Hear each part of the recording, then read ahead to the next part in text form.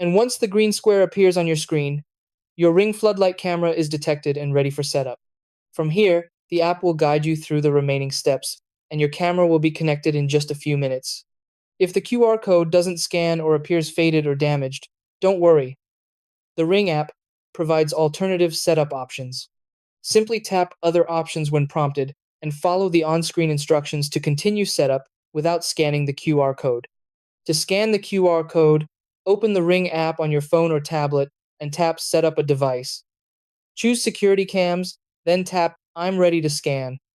Hold your phone's camera over the QR code until it's detected. A green square confirms a successful scan. If you're having trouble finding the QR code, check the back or bottom of the Ring Floodlight camera first. The code is usually printed on a sticker attached to the device. You can also find the same QR code on the front page of the product manual that comes with the packaging. Before starting, make sure you have a stable internet connection, as this is essential for device registration. For best performance, mount your Ring Floodlight camera at a height of about 9 to 10 feet, which provides optimal motion detection and security coverage. Hello everyone, welcome back to the channel. In this video, we explained where to find the QR code on your Ring Floodlight camera and how to set it up. Even if scanning doesn't work, if this video helped you, don't forget to like, subscribe, and share it with others.